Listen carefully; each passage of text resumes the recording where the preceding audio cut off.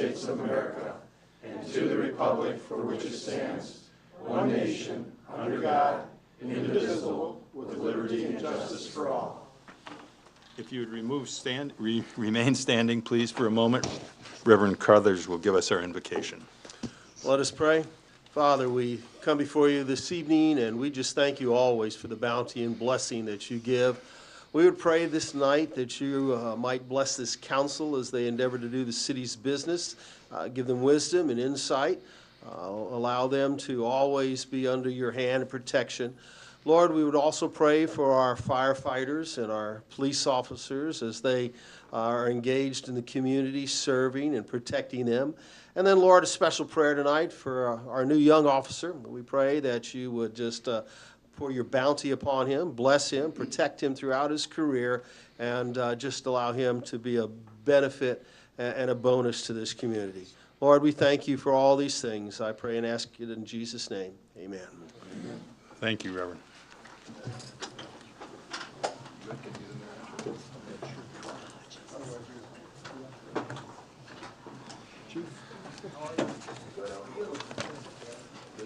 I'll ask the clerk to take the roll, please.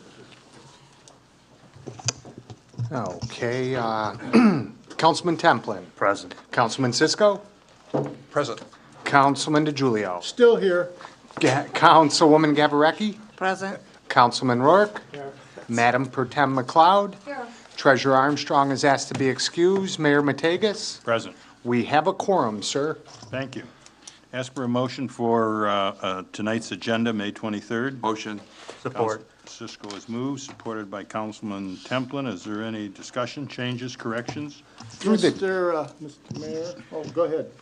I just wanted to point out for people who did download the agenda off the website, we did add under license and permits and number 2, an ice cream permit vendor. And also on resolutions number 5, it should show the language that there is no economic advantage to bid, and I'll let them discuss that when it comes up. And that's all I have to say. Back to you, Mayor. Thank you, Mr. Clerk. Councilman DeGiulio. We're ready for me Yes. on claims and accounts? You wish to have that withdrawn and Yes, as a separate item? absolutely. Thank you. Without objection, Councilman DeGiulio will have claims and accounts treated separately under the consent agenda items.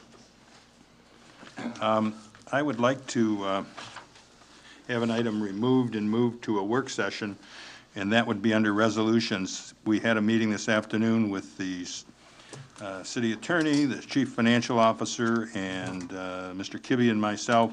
Because of a number of questions by council and the mayor, we just felt maybe we should have a work session and be more clear in what we're trying to do. What numbers? 6 and 7? 1 through 7? No, I think I said, I thought I said 6 at the beginning, but if I didn't, that's the resolution I'm talking about, resolution 6. So we'll remove that. I would like a show of hands to go to a work session next Tuesday, the 30th. People available. I don't know. I don't know if I will be available. Thursday, the 1st. Is that a better date for people? Can I make a suggestion? Yes. I don't want to be out of order. But I kind of was in a little bit earlier, and we talked about work sessions and things like that. Instead of having an off day, can we start to think about having a work session before our council meetings? So it's all on the same day, X amount of time, short time for situations like this. Then we don't have to go on an off day on a Thursday or another Tuesday, just to get a little more coherent. And then we have the ability to always have a work session if we want to, at every council meeting beforehand.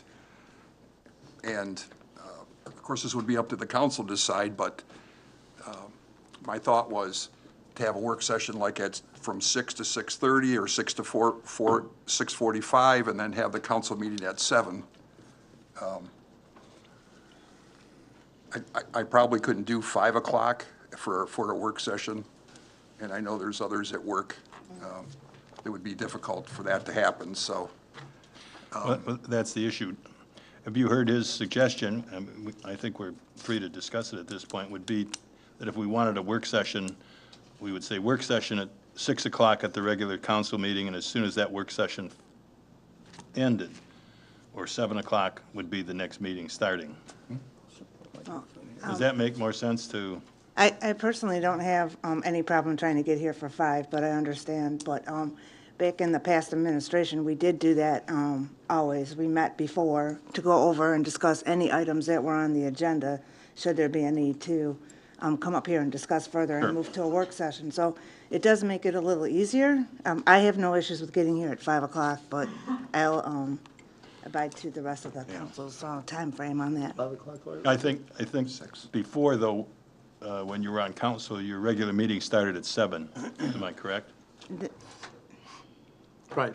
Correct. But I mean, this, like she was saying too, I don't mind being here for 5:30 for the 6 o'clock. If we start having meetings at 6 and then, okay, we're ready at 7:30 instead of 7 o'clock or 6:30, we don't know how long that work session may take. I think we already have it set up as it's a 6 o'clock meeting, it's a 6 o'clock meeting, the public and everybody knows it's 6 o'clock.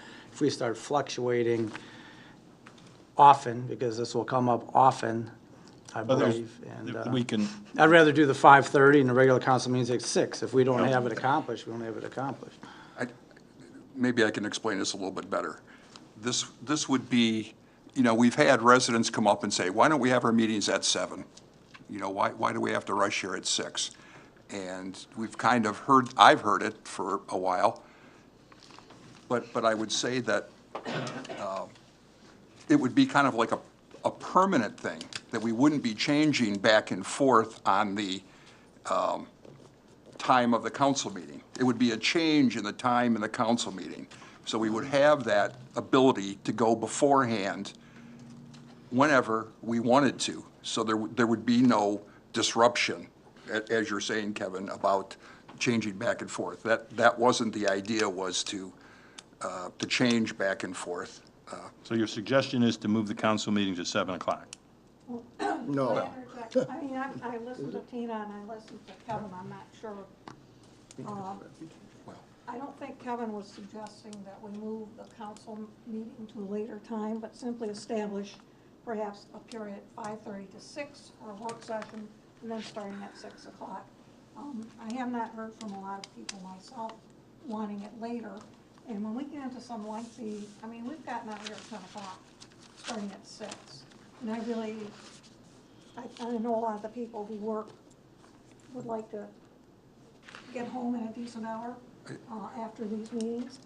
So I think if you allow about a half an hour beforehand. From 5:30?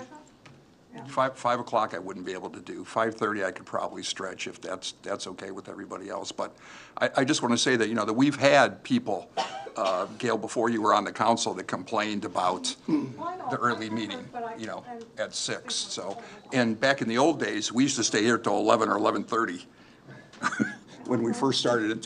And those that stuck with us during that time, that those meetings were long and torturous. Don't wish to go back to that. Well, maybe let's go back to the original question, who's available Tuesday or Thursday at 6 o'clock? And then it may be at one of those discussions, we can talk about something else. But for the initial, if you're talking about tabling this, I'm not available Tuesday, I think I'm available Thursday.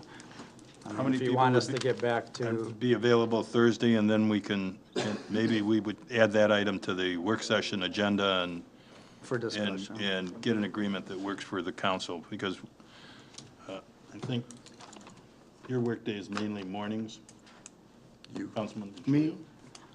But I'm not available those evenings either. I mean, either one of them, Tuesday or Thursday. I think the idea of 5:30 and we start our meeting at 6 is perfect. And why not, We can all why come why back can't we half just hour start on June 13th at 5:30 with that work session? Well, I'd like to get this, we're taking a lot of time on an item that's not on the agenda, and I'd like to put that into the work session, and if we can get most of the people on Thursday the 1st, I would add that. I'd have to do some rearranging. I'm questionable at this time for Okay. either date. I'm also Definitely questionable. not Tuesday. And I'm but- questionable. You don't need a quorum for that, right? So, Well, as long as you post it, okay. Thank you. and you don't make a decision, but you have a discussion. Right, that's the work session is for, discussion, no decisions, right? And I Okay, have full thanks. confidence in the people that are left if I'm not there.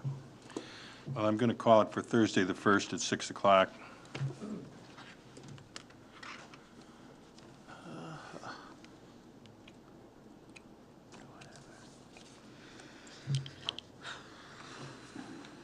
Okay. Any other discussion or questions? Hearing none, I'll ask for the vote. All in favor signify by aye. Aye. Opposed, same sign. No, No, No. It's 4-3, and agenda's carried. I think maybe you take the roll call. Yes. On the, this was for the agenda, correct? Yes. That's what I thought. We'll start Councilman Templin, Yes.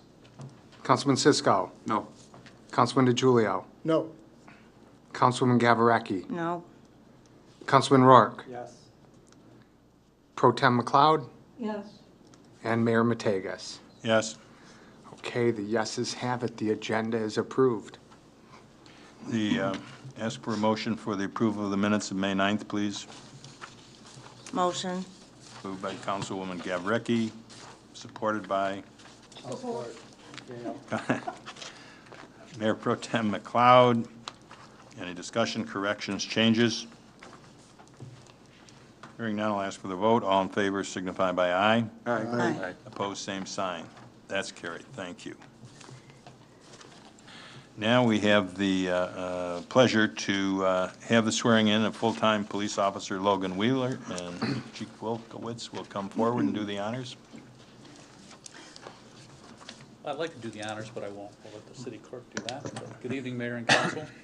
I come before you tonight with another new police officer for the city of Allen Park, Mr. Logan Wheeler. He joined us, when did you start, Logan? The 15th. So he's only been with us about a week at this point, and he's already been out in the community and out with his training officer. We were able to give him a job offer practically on the day that he graduated from the police academy here in the month of May, and we're very excited to have him here with us. So without further ado, if the city clerk could do the swearing in.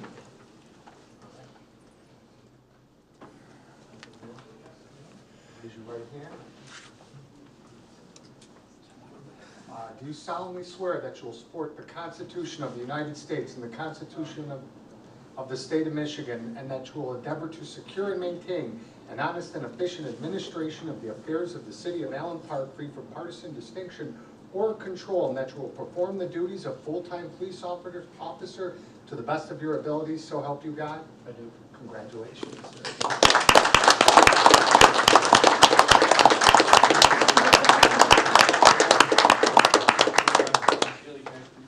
Mr. Wheeler's family. Officer, you stay safe out there. Thank you. congratulations. Thank you. Yes, congratulations. Just take a few minutes so they can get a few pictures, and then we'll go on with our meeting. Let's have that work session right now.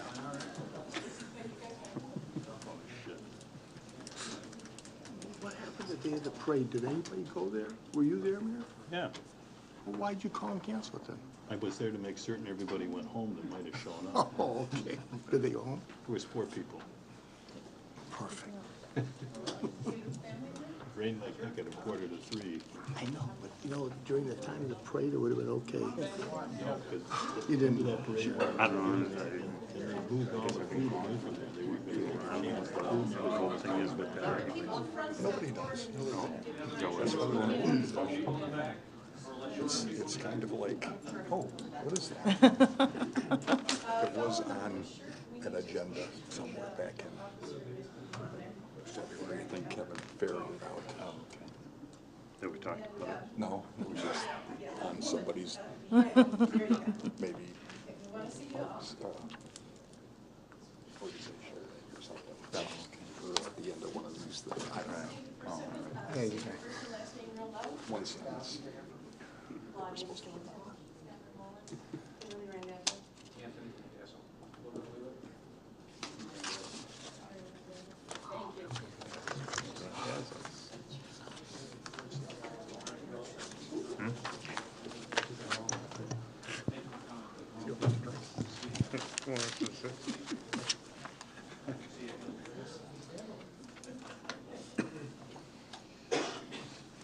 Thank you, Chief.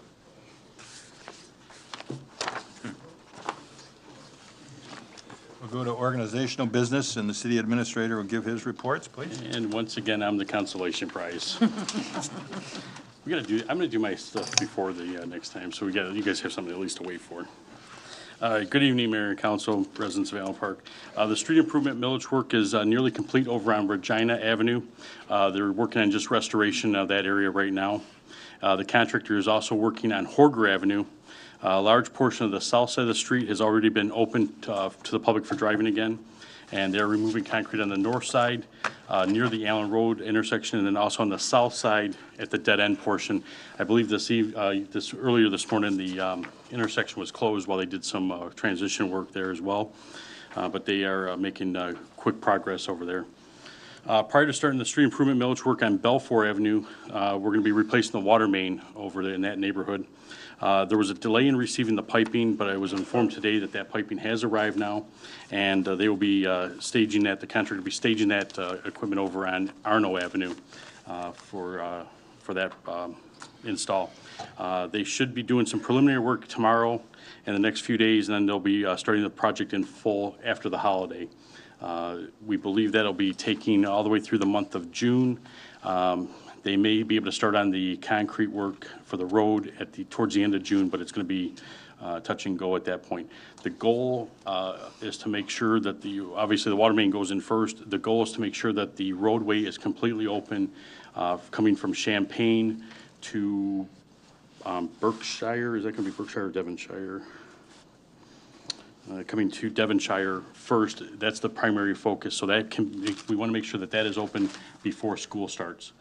We feel that that's probably an area that we want to make sure is open for football games as we get great attendance at those, and especially for homecoming, where that definitely is needed at that point in time, to the displeasure of probably a lot of residents that have strangers parking in front of their house, but it is what it is. So they will be working on that, and we should be done with that project completely by, I'm going to guess, the end of September is my goal. Gaglio Construction, they're still working on the street sectioning program. But they're on a slowdown right now through the 1st of July. They've gone through the rest of the money we had available in the 2016-17 budget, and July 1st will start the 17-18 budget, so they'll be able to kick that into high gear again. They're wrapping up some areas right now north of Oakwood Boulevard. It's in the Ford Land area. The road over there is just as bad as in some of the residential areas. It's suffering from ASR, the alkaline silica reaction issue that we've had in a number of our streets where they're just crumbling at the joints. So they're working on getting that back into full use again. And then they're also working at the intersection of Moore Road and Sterling Avenue. And that should end the street sectioning program until July 1st, once that section is done.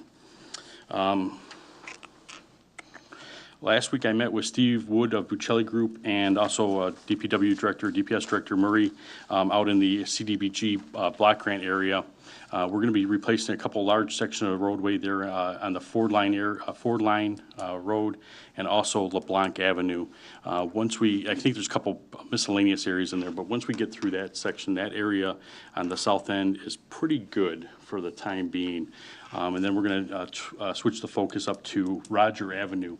The goal on Roger Avenue is to start off of Southfield Road to right there by Arby's, but more so we were just talking with Tom this afternoon at lunch. We're going to work on the area from Horger to Dasher. It's a really bad section. It's suffering also from ASR, and we're putting in new concrete, and then we have this bad section of concrete. We think once we get that, we're going to start working on Roger. We can get that back into really good shape over the course of a couple of years here. We've got about $85,000 left in the block grant fund, and I moved another $15,000 from administration over to the street improvements fund to allow for even more work. Once the program year 17 contract comes into play, we'll have another $100,000 to be applied to that same area, and Roger Avenue is going to be the primary focus again.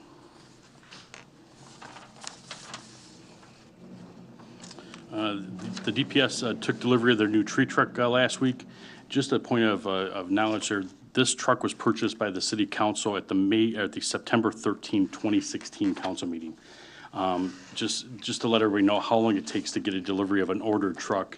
I think it's the same way with dump trucks. I believe it's the same way with police cars. I definitely know it's the same way with fire trucks, as I think they're out 10 to 11 months, if not longer. Ambulances were the same way. So once we order that, it does take a while to get the equipment into play here. The community build is scheduled for at Champaign Park for June 7th through the 10th. Working hours again, 9 to 3. If you're interested in volunteering, please let the Recreation Office know. Again, Senior Olympic registrations are available at Recreation Office as well, and that's going to be through June 30th is the registration deadline. And applications for the Allen Park Sports Hall of Fame are also being accepted at the Recreation Office until July 1st. The fire department, they recently conducted 4 days of driver's training in the old Farmer Jack's parking lot. This training was funded by the state's firework revenue, so unfortunately, we all have to endure hearing kabooms every so often, but there was a little bit of a benefit to the fire department in a training session there. The downtown Allen Park Farmers Market starts its 9th season on June 2nd. The market runs every Friday from 3 to 7 on Park Avenue, and that's between Harrison and McLean in the parking lot there on the east side of the street. The DDA's annual Classic Car Show is scheduled for Wednesday, June 28th. Last year, they had a record number of vehicles. I think they're looking for that to be a repeat this year. And they're also adding a new exhibit of classic and modified bicycles. A lot of people, if you notice, that's a big thing that's occurring now, and so they're going to add that as a part of that show as well. And then just Friday, June 2nd, myself and Bob will be out of the office. We'll be attending the Michigan Public Employer Labor Relations Association program in Ann Arbor. We'll come back with some new information. I actually believe the labor attorney is going to be speaking there as well, so we'll get some free knowledge out of them for a couple minutes at least. So, and then real quick, I had right here the community build sponsors for the June 7th through 10th program. We've got Allen Park's Citizen Civic Fund, CE Rains, Ramsey's, which is at Allen and Wick, not at Allen Wick, they're at Pelham and Wick, Councilwoman Gavarecki, Penta, Covier, and Kobelak, City Towing, Great Lakes Ace of Allen Park, and Jets Pizza of Allen Park. And again, Saturday, June 10th, the volunteers are asked to bring a long-handled rake if they have one. So I think that they've got a lot of extra mulch they were able to get, and they're going to be looking to put that mulch in, I think, about 10 to 12 different parks around the community. So it's not only is it a community build for Champaign, but I think it's going to have some benefits for some other areas as well. So. Thank you, Mark. Could I have a motion to accept and file the city administrator's updates report? Motion, Mayor. Support. Councilman DeGiulio has moved. Mayor Pro Tem has supported. Is there any further discussion? Hearing none, I'll ask for the vote. I have one little item. Councilman Cisco. If it's possible that, in social media, there's been a lot of talk about, there's been a lot of talk about some of the houses that are in disrepair and how the neighbors are complaining about the city not moving fast enough. I was hoping that maybe our building director, Mr. Boomer, or our attorney, or both, Joe Couvert, can comment about the process so everybody understands the process of how long it takes and what's all involved in trying to not only get somebody to fix their house, but to demolish a house or a building.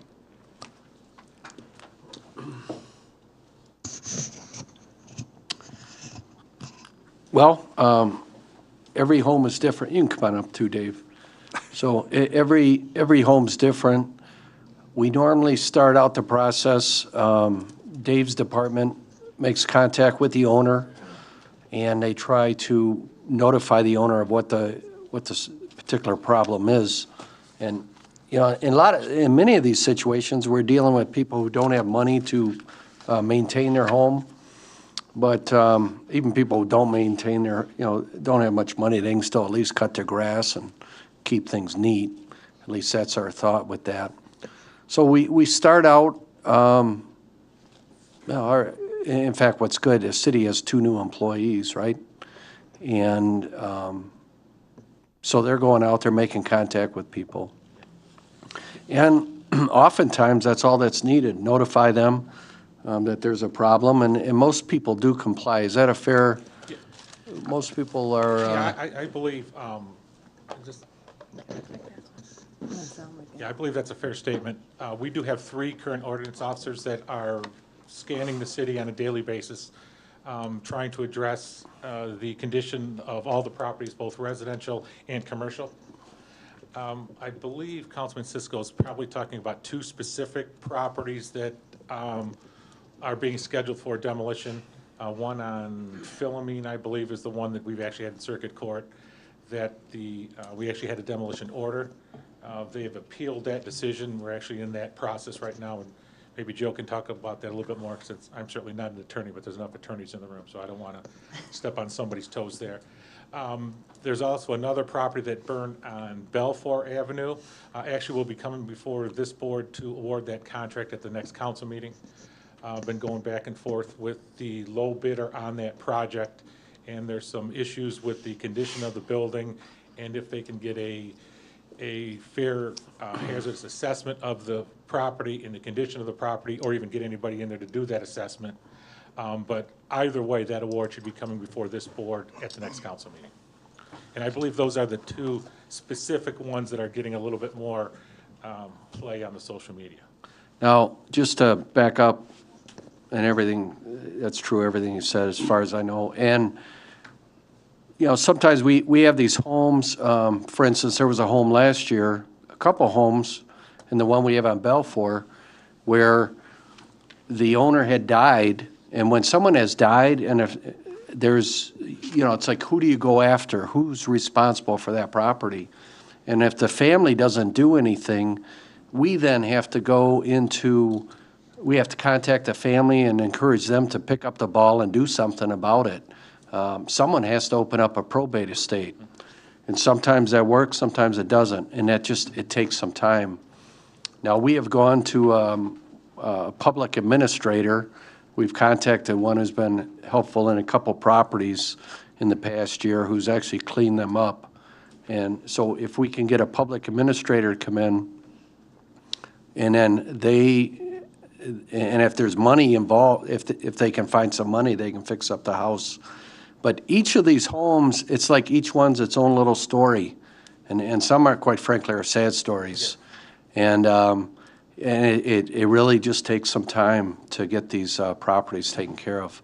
So sometimes it just takes a letter. Sometimes it takes a ticket, and they have to go into district court here in Allen Park and have to be prodded along to fix up the home. Sometimes we have people go in there and actually help them fix it up. So it just depends on what we're dealing with. And then some are just very obstinate, and those are the ones that end up in circuit court and sometimes the Court of Appeals. But fortunately, most of them don't have to go that far. But we encourage anyone, neighbors and people, if there's issues, notify the building department, and they will go out there. And what is good is, I think, as long as I've been here, there's never been this much staff to address these issues. That's a fair statement. And how long have we been dealing with that house on Philomene? How long has that process been? That's, I think, roughly. Since I've taken office. He died in 2009. And the family came in, did nothing. The court dismissed them. I called the family. They went back into court. They did nothing. They dismissed them. And then we put it into the legal system with our city attorneys, and I think we're now before the Court of Appeals. But that is from 2012 at least. We've been dealing with that one house on Philomene. Can we make comments on that house there, Mayor, or not? Well, I don't think it's necessary. It's a very bad Well, I'm shape. gonna bring it up anyway when it comes up to claims and accounts, because that was one, so you wanna bring it up now, or you wanna bring it up then? Well, you can bring it up at end of the day, at end of the business. Well, I'm gonna bring it up, because it's on claims and accounts. I'm gonna bring it up then, but, okay, go ahead. But, you know, I wanted to bring this to light, that the city is doing its job, and it's functioning well. But when you have to go through the court system and have to be aware of other people's rights that own the property, you know, it takes time. Nothing happens overnight. And as you dealt with other homes over the years, Mr. Boomer, it's tough. It's extremely tough. It really is. I understand he's an attorney, is that correct? I understand he's an attorney, the guy that owns the house. One of So the he fam- gets free attorney services, you know, and I know how that is. Well, wait. First of all, he doesn't not? own the house. Well, Okay, so wait, you can comment when we get to claims and accounts. all right. Anyway, the idea is to bring this to everybody's attention, that the city is doing their job, and that we're functioning well, and that in due time, as law allows, things will get taken care of. That's right.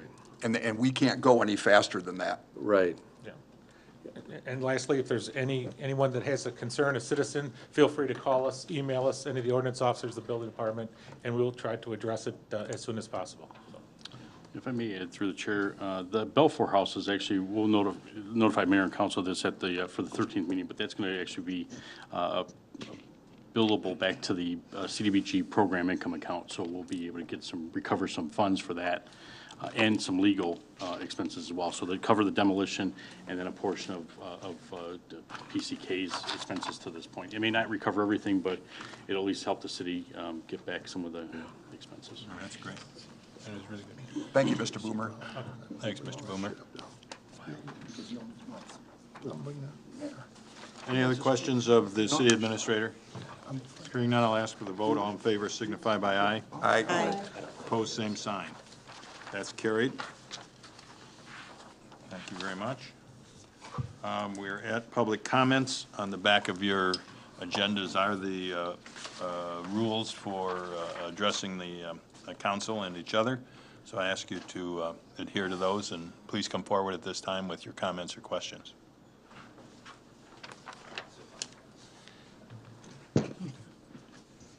Good evening, Mayor, City Council, Raymond Gussenquant.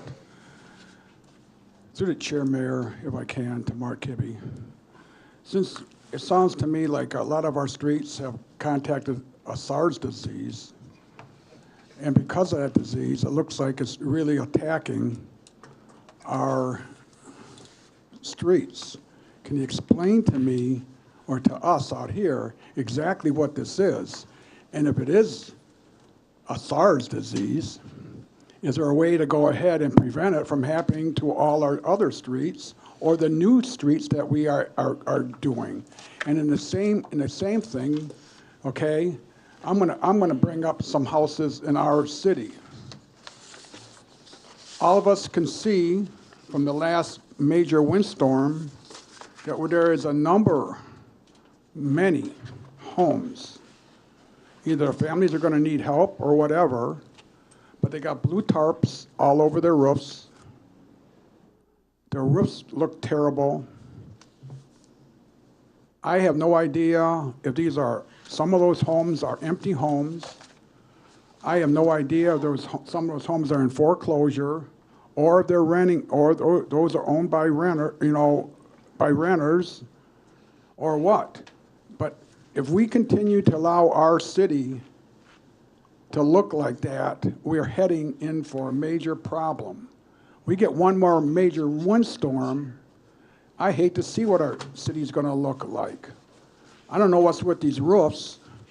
I don't know if they're composite roofs or they're just junk roofs that were put in 15 years ago, but it's amazing how really cruddy they're looking. I mean, they look like brand new roofs that were put up that all of a sudden just started to disintegrate. So I have no idea. Maybe some of these people need help.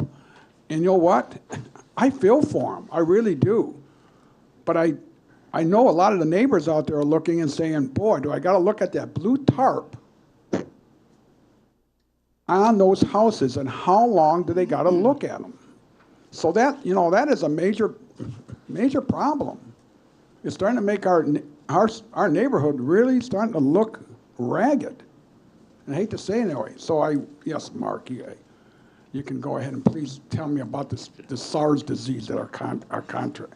I was going to jump in and cut your minutes off early, but. Yes, I know. So ASR is what it's called. It's alkali silica reaction. And basically, the concrete that was installed in the mid to late 90s through the early 2000s seems to be the period of time that is suffering the greatest. It's referred to commonly as cancer of the joints, and you'll notice it on the roads and it'll be starting at the joints and working its way on. If it's safe to get out there and look at the street, you'll be able to look and see some veining like spider webs coming off of the joints, and that is the ASR. So what happens is that when water is introduced to the mix, the bad concrete, it creates a gel. Once the gel freezes and expands in the wintertime, it busts your joints out. So that's where you'll see a lot of it in areas where that time period was also a lot of concrete on clay. And in some subdivisions, if there's sprinkler systems, it's worse in front of those houses because the water is now getting under the street and it seeks its way out and it creates the issue, and that's what busts the joints at that point in time. The best way to cure that is to seal the joints on a regular basis. Unfortunately, that has not always been done. It wasn't known until too late for those. So in those cases, it's not working well. I haven't gone out to physically look at Rosedale, but Rosedale kind of fits that timeline, and it fits the characteristics of falling apart of the joints. So that does concern me. I know it concerns the engineer. I'm seeing Tom Murray's head kind of bobbing back there as well. So that becomes the issue. I think a good example, one road that was a little bit south of us was Sibley Road. If you went Sibley Road between Allen Road and Dix Toledo, it was just horrendous, and that was a prime example of that area. So ASR, I'll post something up on the Facebook page again. So it's going to happen to our new roads that we're doing? No, so they've taken they've realized what the issue was, and they've changed the mix of the concrete. And then also, when the contractor is done with our new roads, you'll notice that they put the black tar in right away. We need to make sure we keep a program set up to maintain the tar of the joints. That's a key to preservation on that. So, and unfortunately, we're doing the best we can. There's 99 miles of road, and I think we finished about 2.6 miles last year. And it was about $4 million worth of work that we were able to do. Okay, so thank you, Mark. You can do the math on that, unfortunately. Right. I just don't want it to happen anymore. Maybe you can address the tarp issue at a later time. Thank you. Through the chair, my neighbor's roof was actually not that old, and it was done by a very reputable company. But I do know they lost quite a few, and they had a problem with their insurance company, but after about 2 weeks after the storm, they got a letter from the building department that said, you have 30 days to repair your roof or you're going to get a ticket, basically. So it was going to take longer because of insurance, but they did call. So I know a lot of people did receive those letters. So tell neighbors, call the building department or ordinance warden, because I know they were doing that. Thank you. Good evening. Dennis Hayes, Manor Avenue. I heard your remark on the Moore Street. I thought that was a county road, and I was kind of surprised to see down by Ruth and Sterling and some of those places that we're doing quite a bit of work. Is that county money, or is no? That's a major road. That's a city road. Yeah, city major road. Because I thought in the past we'd said we couldn't do that because it was. Yeah, we had applied for a grant similar to what we did on Park Avenue, but we were turned down on that. The problem that you had on Moore is apparently we didn't notify the residents to make sure everybody drove down Moore to get the traffic count up high. Oh. So. Yeah. Mistake won't be made again. But yeah, the traffic count was the issue. Okay, that's enough. I have only a few minutes here. I'd like to ask also, I saw a lot of attention paid to a tree that was damaged on Horger Street, I think, by our contractors. They destroyed a tree, and of course, as we all know, the great poet Joyce Kilmer said at one point in the last couplet of his famous poem Trees, Homes are made by fools like me, but only God can make a tree. And God's not going to replace that tree anytime soon. I'm wondering who will, because that's a valuable piece of our city property. Yeah, we're working with the contractor to get that replaced at Yeah, a but I mean, large. they're gonna put in a little No, sapling or yeah, no, something? we're working with them for a larger size tree. All right, because I saw one on Manor, I don't know if it was, the city damaged that one or if it got stormed, but they put a small little tree that's gonna take 20 years to get any size at all. And finally, let me just remark that, with all respect to Mr. Cisco's apparent feeling that the city's really on top of things, you know, I think we've got a history here, and if we're honest with ourselves, that, yeah, you can call the building department, you can call the ordinance guys, but why do we hear the same call month after month, meeting after meeting about the same problems? So we may get to it eventually, and I agree that we finally got to it. Like the mayor says, 8 years later, we're finally dealing with Philomene, and it was complicated. I understand that too. But the earlier you start, the sooner you get finished. And if you don't start for 3 or 4 years, or a year, or 3 months, or whatever, it's going to take 3 months longer to finish. So I'm not going to be that quick to, you know, provide that much confidence. I think we need to be on top of it immediately. I'm happy to hear what Mike said about they sent a letter out immediately about a roof needing to be repaired. That's foreign. I had a house on my street couple doors down from me that for years had raccoons running through it. Maybe it's my fault, I never called, but everybody else knew about it. The place looked like a wreck, and now they had to tear half of it down and fix it up, but I don't know that they ever got any kind of notices or anything like that. And again, shame on me for not complaining myself, but I mean, if we're driving around, there's lots of people driving around. There's police officers, there's EMT guys. You don't have to be an ordinance officer to observe a problem and report it, okay? We all have to report it. I admit that. I failed. But our police officers, our firemen, our public works guy, everybody, every one of us needs to report those things. Because like the old adage, many hands make light work. Well, many eyes will give us a lot more of an overview of our city, too. So I would argue that we should be all redoubling our effort to do that, because the impression I get is that we really don't want to ticket the people. Well, if somebody screws up, give them a ticket. If you violate the law, give them a ticket. They learn from that. I've gotten tickets. I've stood here before. I had gladly paid them. I made a mistake. I paid my fine. Okay, if I do something wrong, give me a ticket. I deserve it. And if you don't want to get a ticket, then go to a city where they don't give them. I mean, if you lived in Dearborn, I'll tell you what, you don't blink your eye wrong over there, you'll get a ticket. Those guys are on top of every little violation. They just go up and down the street on trash day and ticket every single car they see. We don't ever do that here. So you have to be a little more aggressive on your enforcement, in my opinion. Thank you.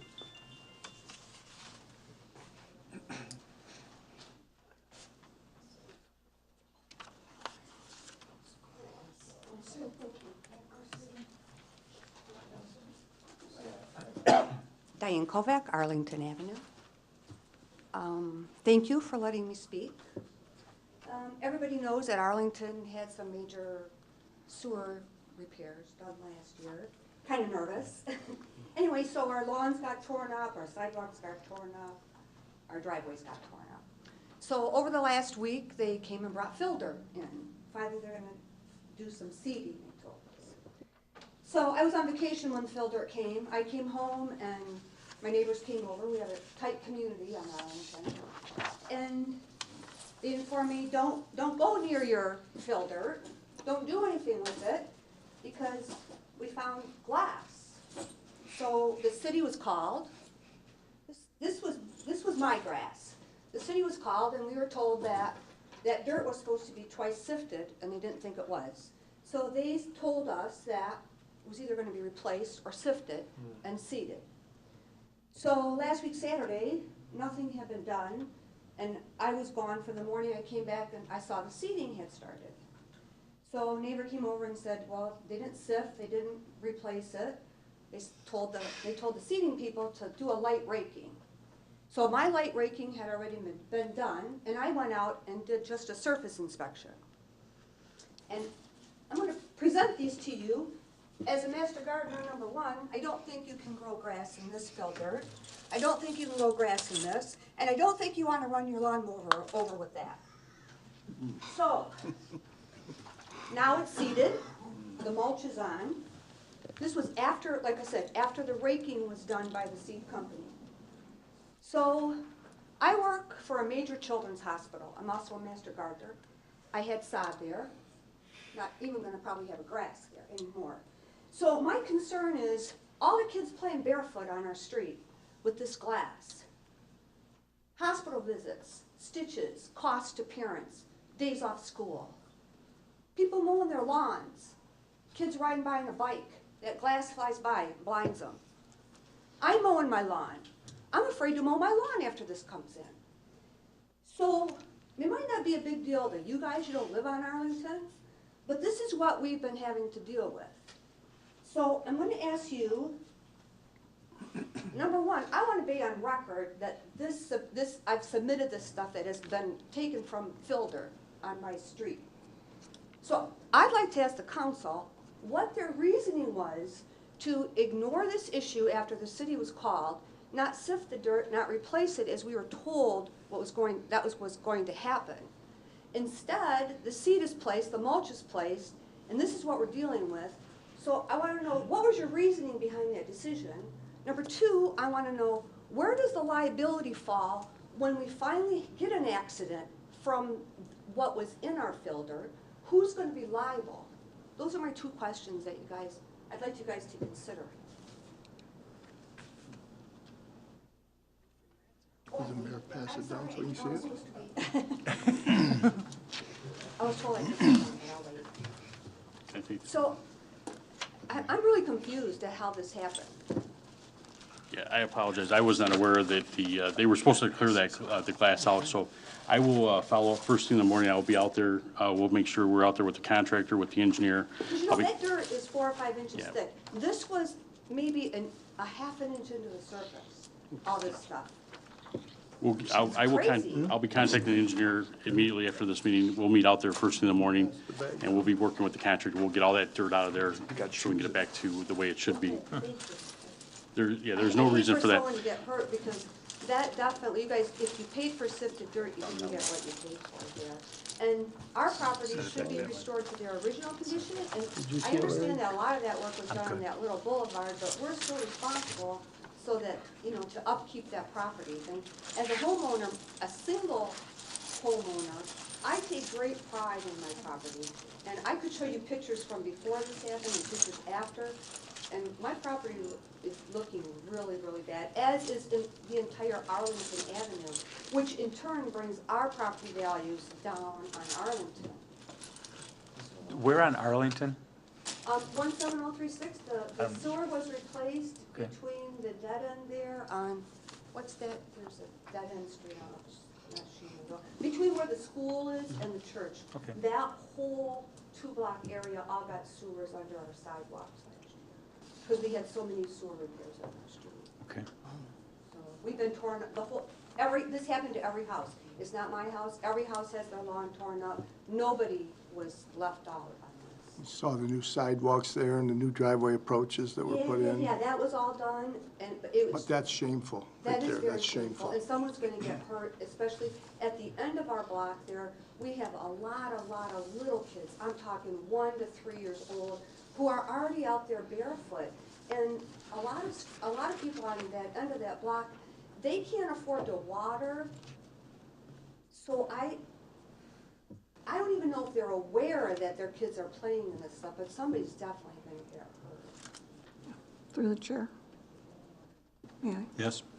I just, I'm glad you brought this to our attention. I don't think you're alone in this. I know that a lot of the streets that were repaired, where sewers were put, the boulevards were torn out. And I experienced something similar, not quite to this degree, but I went out there and I looked, and it was fill dirt, and it was not topsoil. And I personally have probably dragged about over 100 40-pound bags of topsoil and put it on my front lawn over the years I've been there. And what I was looking at was this brown clay filled with rocks, which I started to rake out. And someone did come out, and they assured me that they would come back in the fall when they were doing seeding and take care of it. By then, I had pretty much gotten all the rocks out and raked it and seeded myself. But you're right, it's not what it was when it was torn up, but this is Yeah, and you know, this is the second time. that Really, really bad. Yeah, a couple years prior to this, my property had a leak and my lawn was torn up. And the city of Allen Park took care of that. It wasn't a contract job. The job was fabulous. The work was superbly done. My sod that I paid for was replaced and the grass looked fabulous for the 2-year period. And then we had where you guys decided that our street had too many breaks and they were gonna replace the whole thing. So our whole street got replaced. And of course, it was so much work that I'm sure it got contracted out.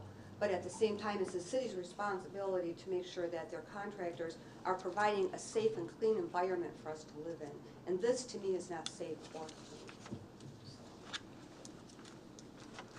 And I've lived here, I've been in my house 22 and a half years. Okay, thank you. Thank you. All right, I'll be meeting the engineer out there. I just got a response back. He did order the topsoil removed and replaced today by the contractor, but I'll be meeting with him tomorrow morning out there as well. Okay, thank you.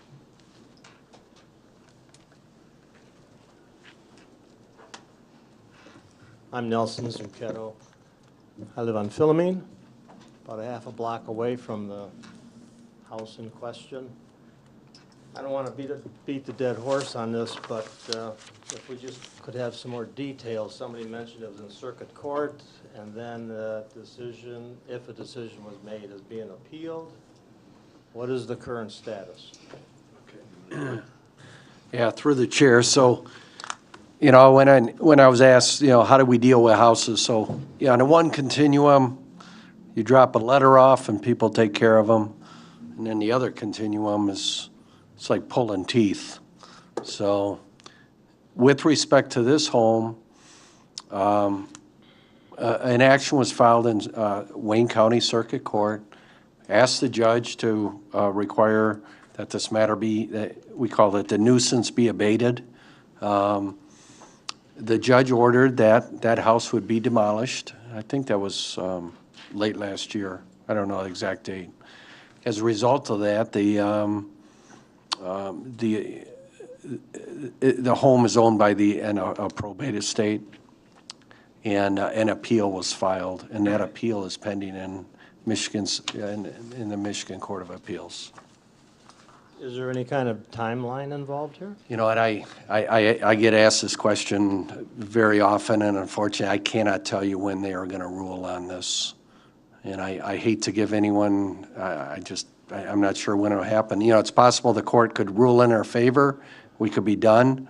The court could rule against us and remand it to circuit court, or he could try to go to, if he loses, he could try to go to Supreme Court. I doubt that the Supreme Court would ever hear anything like this. Do you know when the appeal was made? Can I, Joe? Yeah. Yeah, because I talked to. Oh. I talked to Joe's associate last week because I had another citizen who lives on the street was asking, and the petitioner for the estate that owns the property failed to file his appeal timely, and the court allowed him to file it late. So we filed about April 26th, because we had to see what his appeal was before we could answer it, obviously. And we filed. Normally, I think, I'm right on this, counsel, when you file late, you give up your right to oral argument.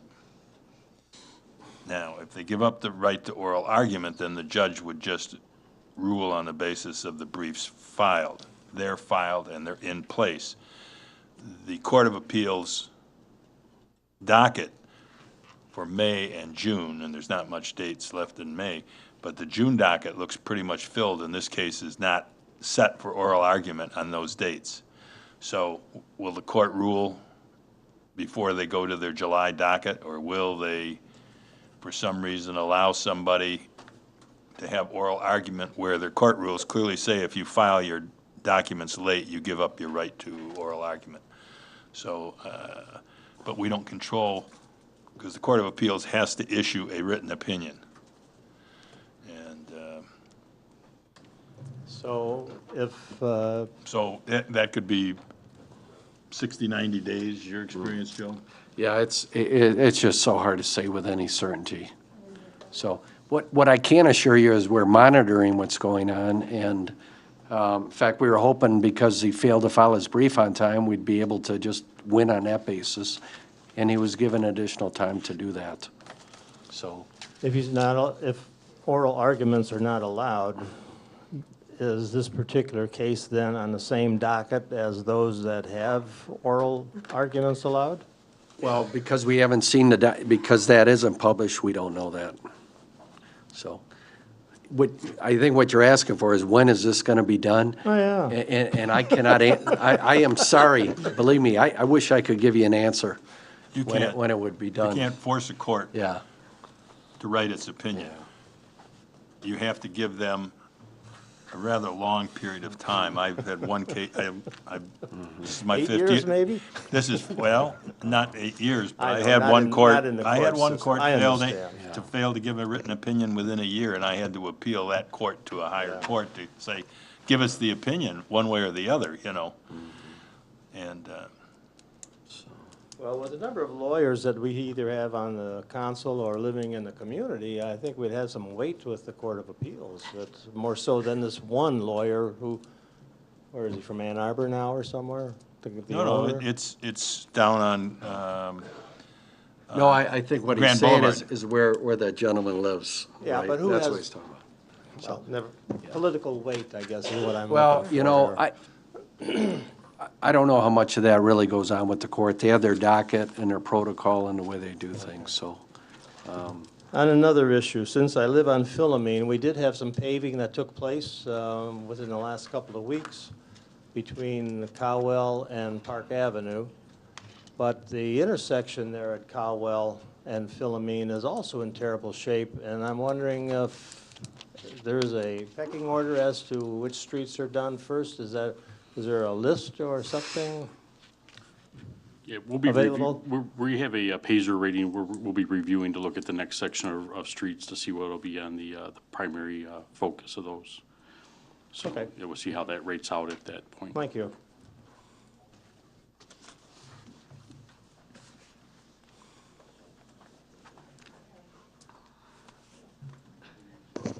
Good evening, Nancy Simmons, and I live on Keppen in Allen Park. And I wasn't going to come up, but then just the last thing about the roads. I was just wondering, because when we first started doing this project, and there was, what is it, the time is it 5 years? 10. 10 years.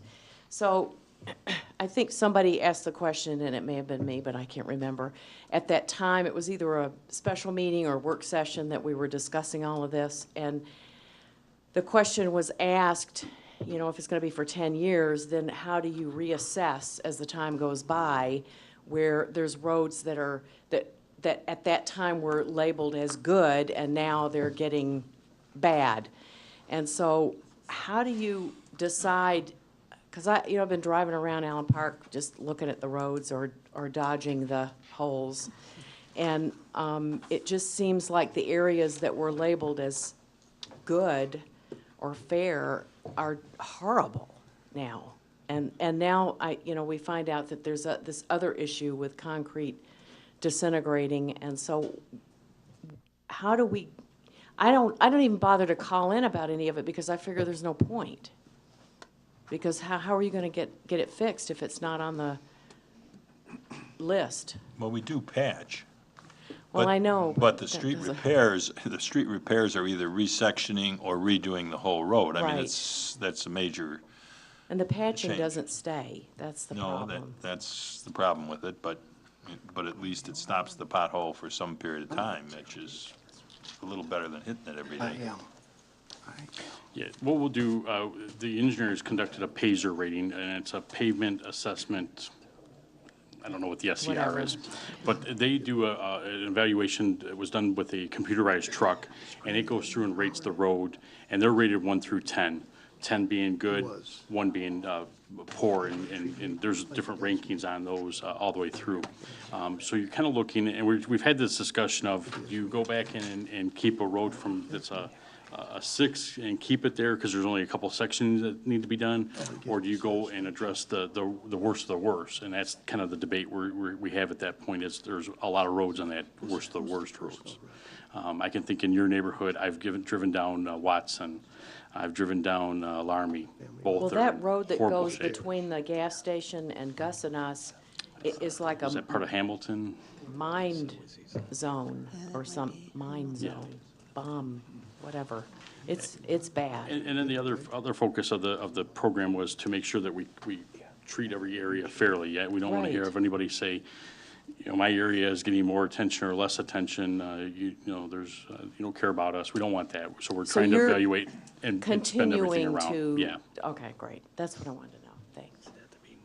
but I agree with you. You do the same thing I do. I drive down every road and I'm concerned every time I turn the corner.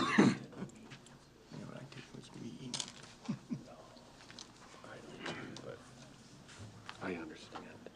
Good evening, Russell Pillar, Arlington. I'd just like to reiterate what my neighbor said.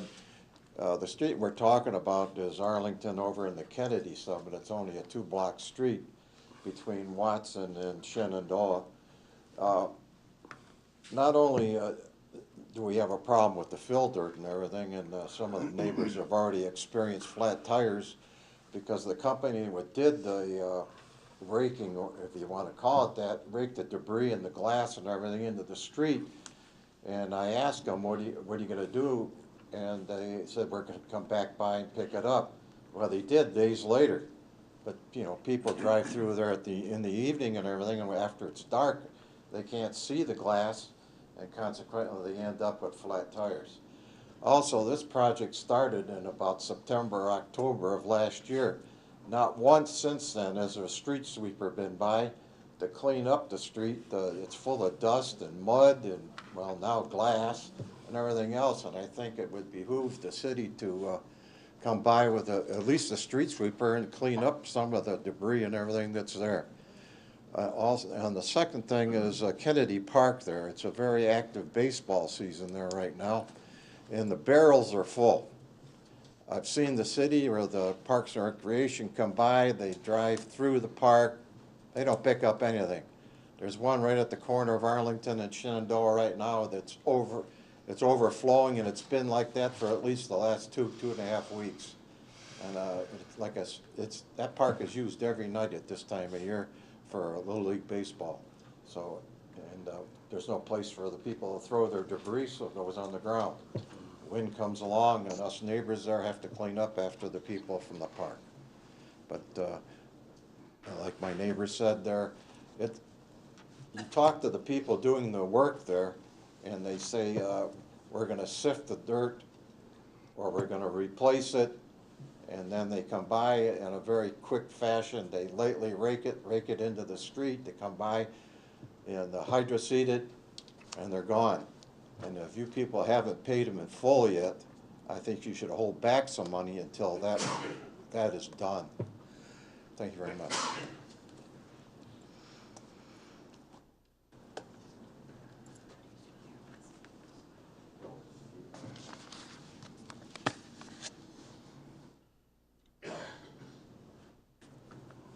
Any other citizens?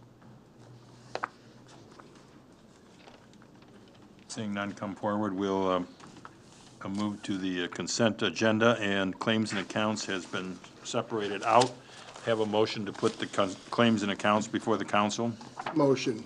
Councilman DiGiulio has moved. Councilman Cisco has supported. Councilman DiGiulio, your questions? Okay, first of all, we're gonna get back to the house on Philomene. We've been spending close to $1,000 this month, and we spent how many thousands of dollars? Now, is the personal representative of this, is he a family member? Yes. Is he also an attorney? Yes. So I can assume he's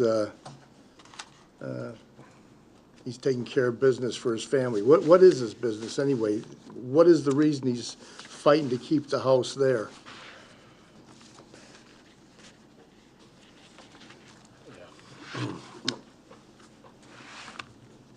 I don't know. I mean, it's a disaster, the house. I've driven by it several times, and it's the two houses that adjoin it are really neat and tidy, and this one here is, it's a disaster. Yeah. So I just wonder, what's this idea of not allowing it to be demolished, and why do we keep spending all this money? Yeah, well, I don't know what motivates anybody, but I think we have to spend this money, otherwise nothing will be done there. So it is unfortunate. Okay, another one is, we have a retired officer that's in arbitration, right? And we've spent, this is still under administration, we spent $1,860 on this claims and account. Can anybody explain what that's about? Yeah, again, this is an employee of the city, and we've always taken, and I just don't feel comfortable talking about in public. Our employees have certain rights, and I'll be happy to, Mark and I'll be happy to update you on that after the meeting. Well, the thing is, I do think it may almost be finished, Mark? Yeah, Is that arbitration done? the arbitration was held, I believe, both the city and the union are submitting their arguments, written arguments, and then that'll be determined by the arbitrator.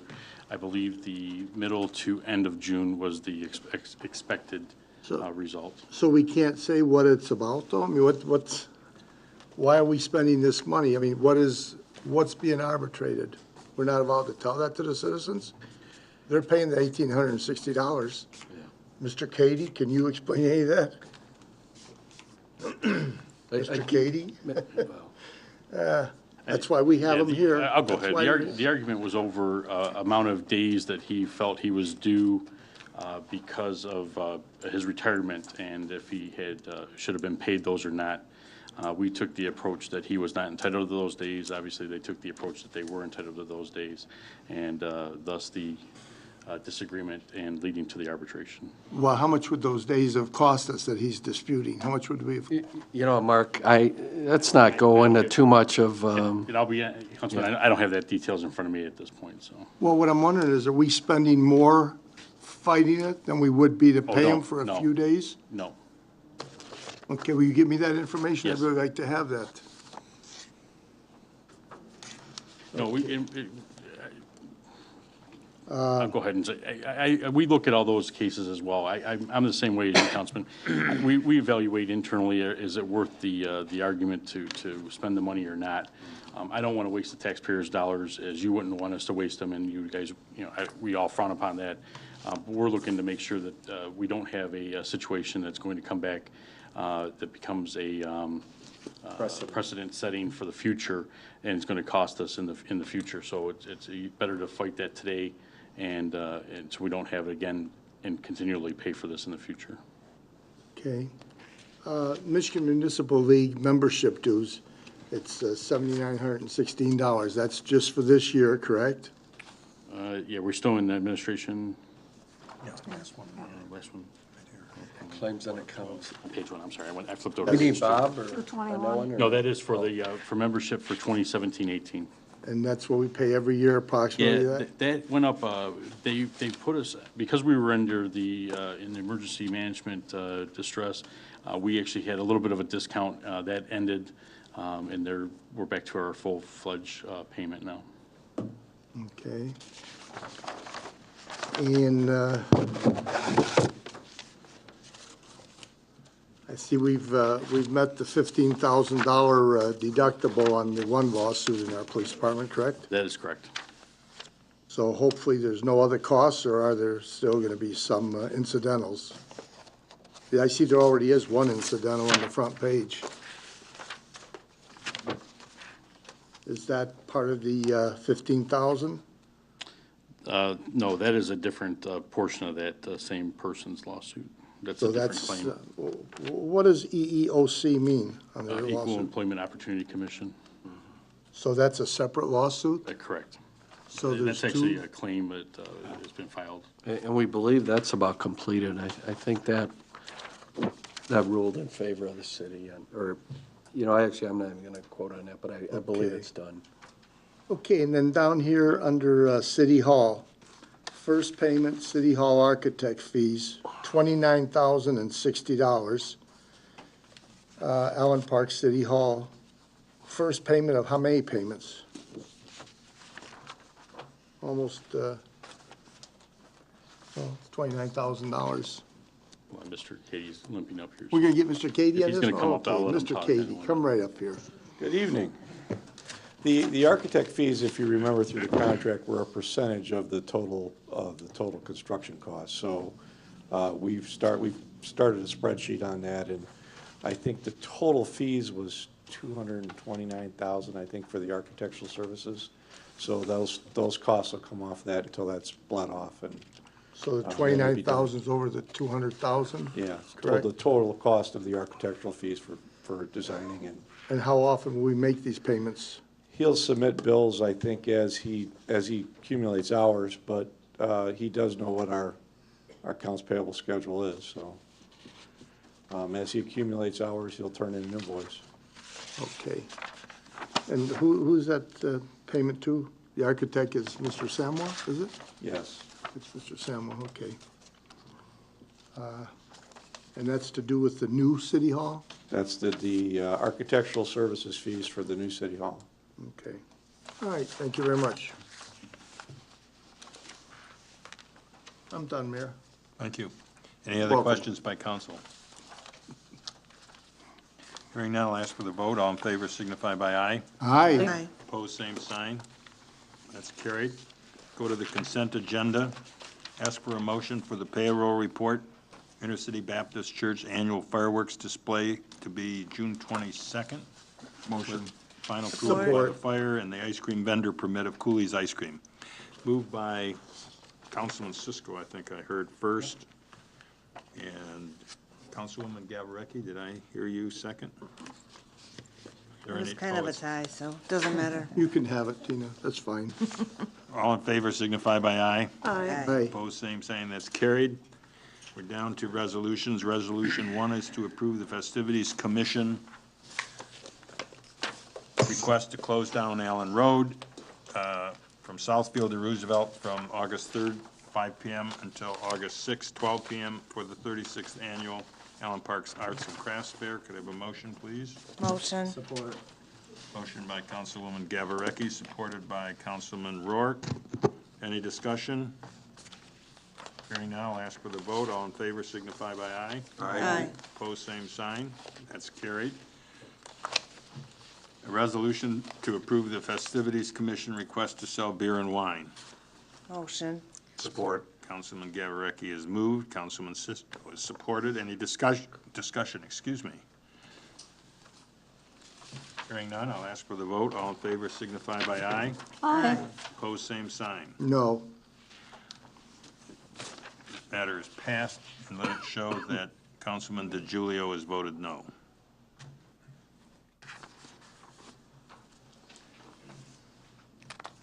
I need a resolution to approve the IGA between Wayne County and the City of Allen Park for improvements to Pelham Road from Wick to E-Course. Wayne County Work Order 47,002. Thanks for reminding me. Motion. Support. Templin is moved. Councilman DeGiulio is supported. Is there discussion? Yes. Councilwoman Gavarecki? Did I miss it, or did I not see a date for this to start? Sorry. I haven't heard anything official. I'm gonna guess after July. Next year? I wish I could tell you it would be next year, Please. but it will not be. God. And Marie on Channel 7 is gonna be disappointed because she tries to send everybody that way.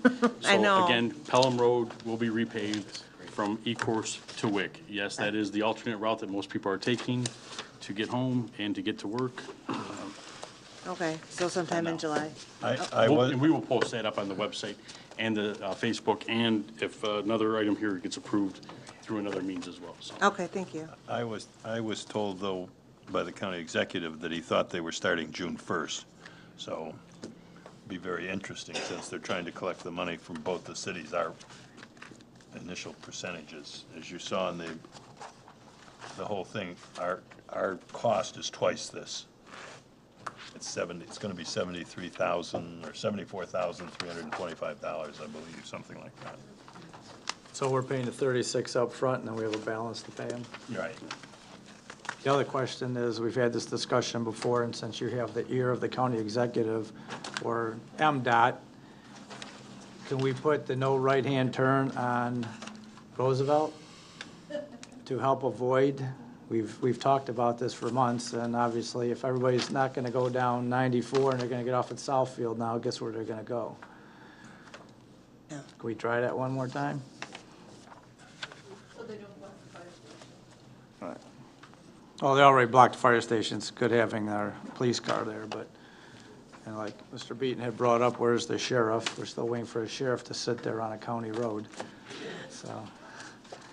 But I mean, if somebody can talk to MDOT, and if we can get a no right-hand turn and send everybody down to Dix Avenue, let Dix Avenue all the way down to North Line.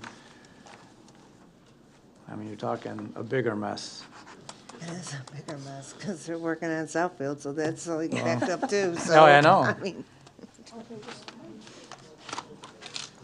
my God. Is there any other discussion on these Pelham WIC to E-course? It is a strange time to put it in, but I wish they'd just wait one more year. it does, Yeah, I agree. it does need fixing, and I'm afraid if you go off the agenda, you may not see it for years. I argued that point with a former county employee that we all know very well from roads regarding West Road and Southfield, and she said there's always more to it, but it doesn't seem to make any sense that you would delay roads knowing that construction was coming forth. And Southfield Road in Lincoln Park was delayed from last year, I believe. Pelham was scheduled for this year, but other roads were moved around to, that, I don't know, it doesn't make any sense to me. No, it doesn't. Thank you. It may be a blessing, they may get off at Telegraph, which would bypass You ever it. been on 94 at that hour? You can't get the Telegraph either. Well, I got off at the Pelham and I was sitting behind 5 big trucks, so Yeah. I know what's coming off there, but, yeah, I know Pelham will just jam up more, but, or, I mean, Telegraph, but they won't have any choice because you can't get through there, so. Just stay at work Resolution later. to authorize a 3-year agreement. I'll vote on that one. Oh, I marked it carried, so, I'll ask for the vote. All in favor signify by aye. Aye. Opposed, same sign. That's carried. Resolution to authorize a 3-year agreement with Everbridge Nixle for the Nixle 360 product at a cost of $6,750. And there's a one-time implementation and setup fee of $500. The administrative fund will be the payee for the city on this. Can I have a motion, please? I'll make a motion for discussion purposes. Councilman Rourke has moved. Do I have a support? I'll support. Councilman Cisco has supported. Chief, come up and explain the process.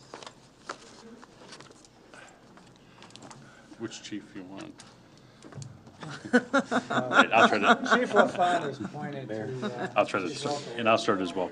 So the Nixle 360 is the notification system. This was one of the questions that was coming about from, I think, Councilman Cisco amongst others a couple months ago. So the way the program works is that it is free for the residents. The fee is paid by the city.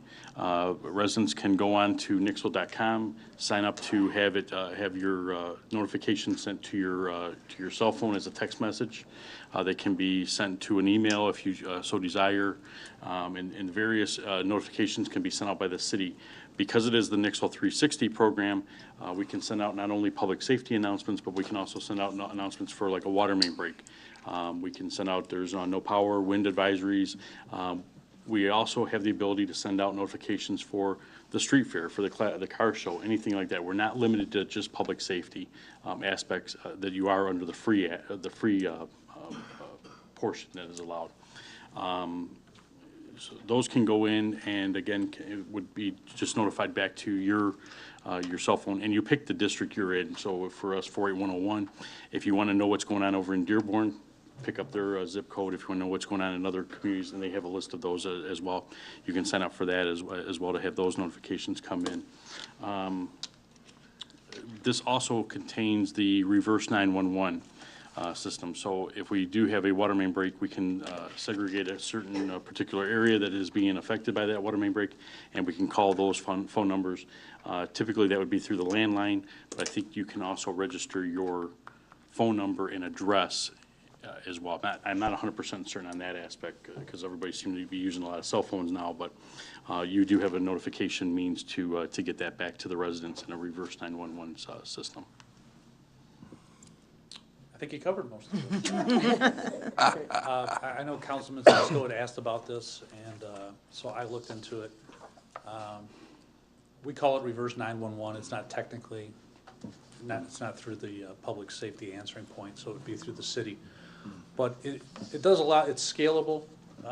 So if you have a certain area of the city where you want to contact people, like if it's a certain street between a couple blocks, you just want to call those homes, you can do an automated message. You can record it, put it on there, let people know there's been a water main repair in your area. If you see cloudiness in your water, you know, we recommend that you run your water before you consume it, or anything of that nature. So it has a lot of quite a few more features than the very base free version of Nixle was. Primarily, there's almost an unlimited number of users, so it doesn't only have to be a public safety department. It can be other branches of the government here. And instead of just having public safety announcements, they have like your emergency announcement, your public safety announcement, and then community announcements. So as Mr. Kibbe said, we can send out reminders for city events that are coming up, and you can basically spread the ability for department heads or whoever is designated in those departments to be the communications officer to put out messages. Also, it plays well with a lot of other applications. So when you post stuff, if you have Facebook pages or whatever, it'll also work by posting itself to your Facebook page. So it's instead of people coming to us for information, it's a way that we can blast out information to the citizens. So it seems like it's a pretty good product. I'd recommend it at this point. Either gentleman, the people do have to sign up, though. Correct. Yes. We yes. cannot all of a sudden be sending you stuff in the middle of the night. Well, the only thing that you don't have to sign up for is the telephone thing. They actually on the landlines. Yeah, they established the database for their, so they're gonna provide a module that has all of the telephone numbers that are registered in our zip code. So those announcements are gonna go, if we do something telephone wise, that's gonna go out automatically. But isn't that limited to public safety? That won't do all three, I don't think. Well, I would assume that we didn't have any intention to call everybody in the city about the street fair or. 2 o'clock in the morning. Well, I just want people to be certain, you know, because as to their expectation, because that was my understanding was.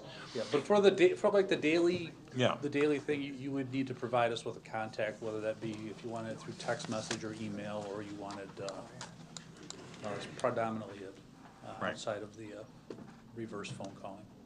We try to keep up and post on the Facebook page the closing of Goddard Road, and that's going to be closed tomorrow and Thursday.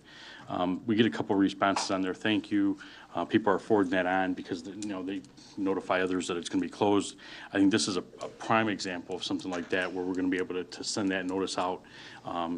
And again, it's like anything with social media. If it doesn't affect you, a lot of people just delete it and move on. If it does, you can also forward that on to other people as well. So I receive it for the neighboring community where I'm at. They utilize it for power outages. Traffic lights are down. If there's a storm coming, severe weather, they'll notify the residents of that. And it encompasses, again, you can sign up for not just your area, but you can also have adjoining areas. If you have family members in another area, you want to know what's going on for them, you can sign up for that portion. Question. Yep. So we Councilman. have an avenue for communication, but I think we learned from Great Lakes Water Authority, what is our process? The chief mentioned department heads, whoever. Do we have a process set up with who's responsible for what messaging, when, for example, snowstorm? is it chief of police that's gonna send this out because the DPS says we have a problem? Or are they going to the mayor, and the mayor then is gonna send out a communication? Now that we, like I said, we have an avenue for communication, but we don't have the process to make sure we're covering all the bases with it. And I wanna make sure that, yeah, the PR thing that, you know, our 75th or whatever anniversary of the city is, that message will get out one day to everybody, but when there's a snowstorm, or even, we've talked about ordinances, and let's try it, say, this section, don't park on Monday, it's trash day. Let's try and see if people start getting accustomed to the messaging that's there. But I just want to make sure we have our bases covered with who's doing what. And I think, you know, you can have all the tools in the world, but if we don't know how to use them, it's not going to work. Obviously, this tool gives us a lot more capabilities than we've had before. So we'll have to go back and work with both the chiefs. Tom Murray will make sure we get the right game plan. Thank you. The mayor, make sure we have the right communication line of command so we can get that taken care of in the case of an emergency situation. You have to sign up for it though, right? Yeah, it was really easy. The mayor, we were talking about it earlier, in a matter of a couple seconds, nixle.com, nixle.com, and it gives you asks you if you're a resident. You click on that, and it asks you, do you want to sign up? You can put in your zip code, and or you can have it text. You could text to a certain number your zip code, and then it'll enter you that way. Okay, and just, I mean, I know if we have the I see a few proper people, they're already at channels in nixle.com place signing here, in right now. if people don't sign up for it, it's not doing us any good. Absolutely. So we'll have to make sure we get the word out. Okay. Yep. You know, various means. Like at the street fair, can we have I think that might be a tablets there? perfect opportunity right there. At as the well. information booth and come right in and. The mayor can tell them all about it. Obviously, there's going to be some training for the staff as well. Nixle's going to provide, probably through webinar, training, because, you know, outside of using their free platform, which I think I'm maybe the only one that actually used, which was very, very bare bones.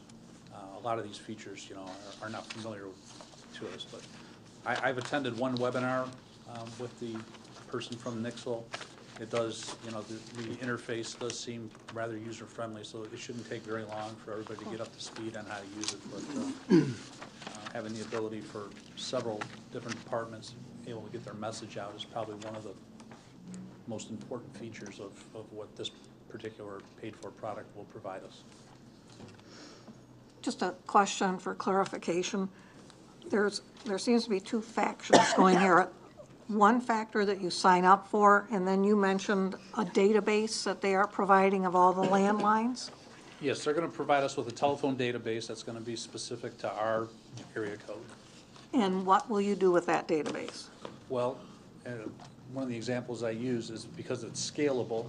If you want to send out a message, you don't have to send out the message to everybody in the database.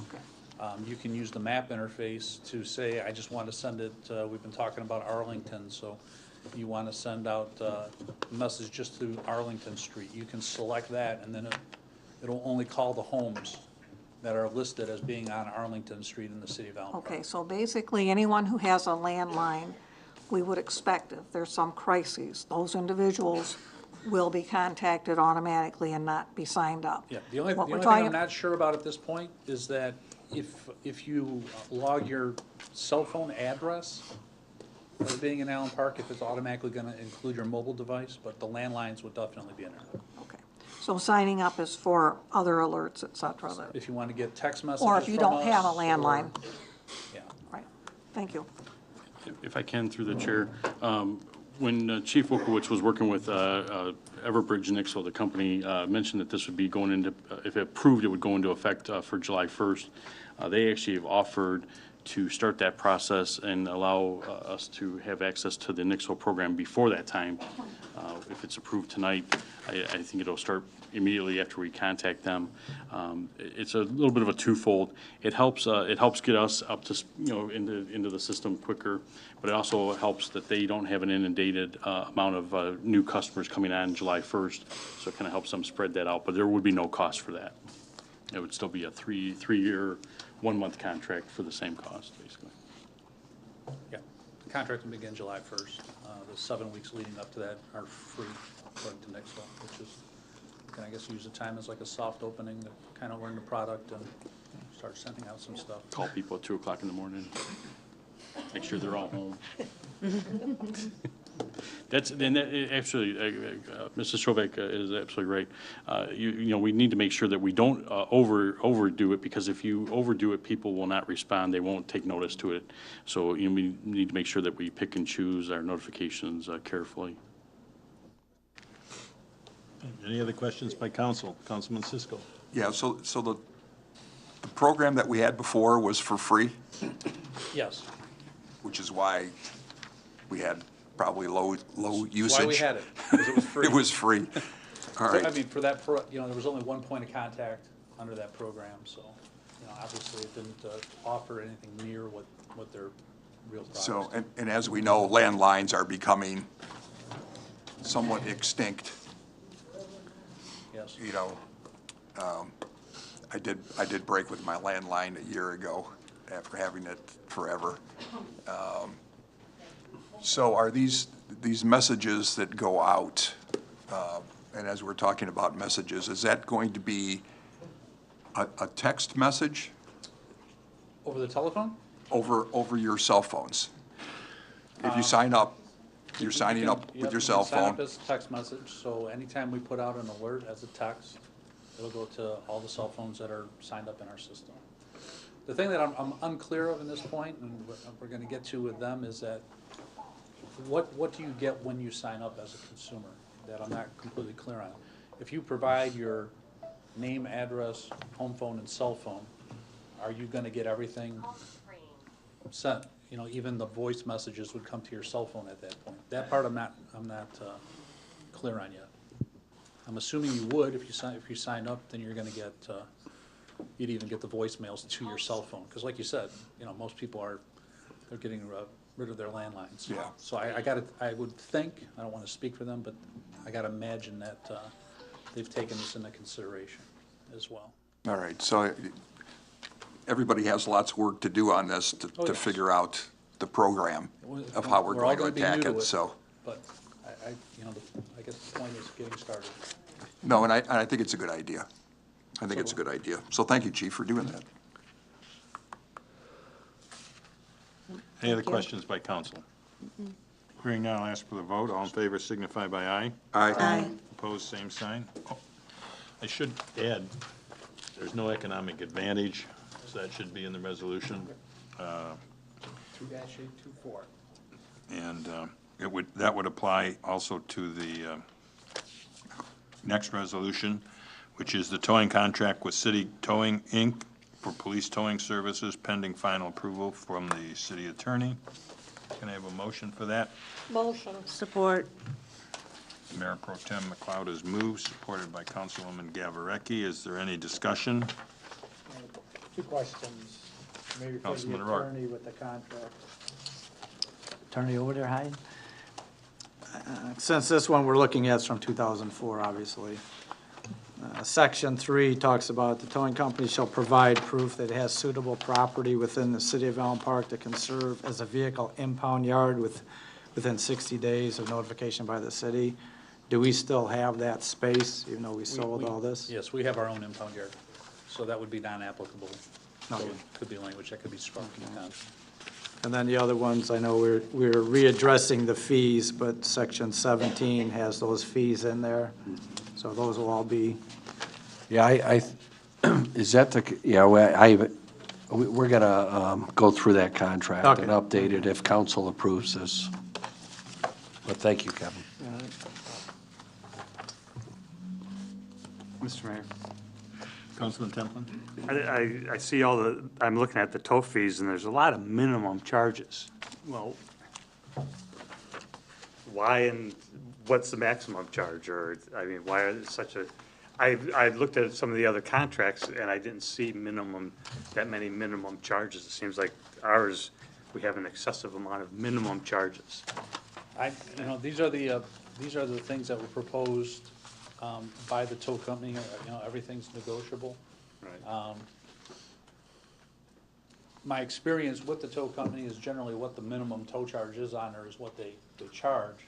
I don't know if it's just hedging their bets in case they come across something that's just out of the norm. Right. But, you know, I mean, we can, in the contract, we can always sit down and say, you know, you can only charge between this and that if that's what the council's desire is. And I don't know, I just saw, there's just a number of, Well, as you can see from looking at And all I- the different tow contracts, there's various ways to craft these contracts. Right. So, I was predominantly putting forth that information just as a comparative as far as community to community to community, as opposed to what the specifics of each individual charge was. well, maybe when the contract's written there, get it a little more clear. Question, who ultimately pays these charges for a towed vehicle? I mean, somebody The stopped vehicle and owner they're or their- driving. Or their insurance company. Okay, so the In city- 99% of the cases, the other 1% would be when the person surrenders the vehicle to us and we auction it off. So ultimately, the city does not pay the No, fees. we're basically a pass-through. So for the last, since 2004, a basic tow has been $85. We would have the car towed in. We would be charged $85 by the towing service for that tow. And when the person came to get their car out, we would charge them $85. The city's economic benefit comes through storage and administrative fees. So we get the storage and we get the administrative and release fee for the vehicles. But everything else is, as far as what the towing service does, we're strictly a pass-through. Through the chair, do they also tow the city vehicles for us? They provide free service for towing our city vehicles. They'll come out and change flats on police vehicles that are out in the field. You know, my main concern when it comes to a towing company, I'll be frank with you, is the level of service that we get.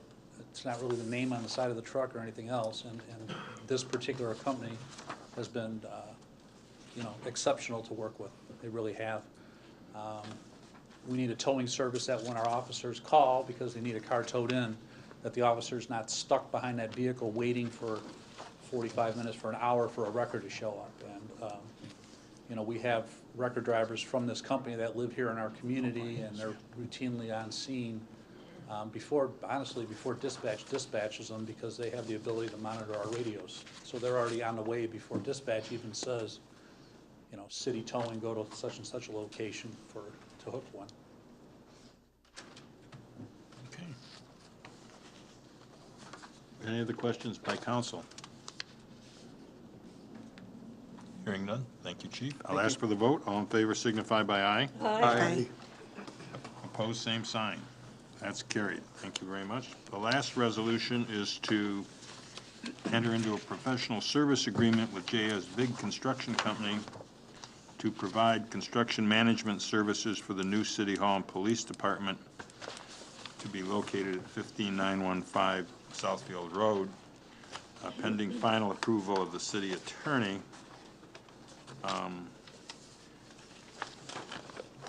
We had quite a long meeting, again, the CFO, the city administrator, the city attorney, and myself. And we wanted to put a cap on the pricing to be negotiated to be no greater than 5% of the contract pricing to build. That would be the only thing that would be added at this point.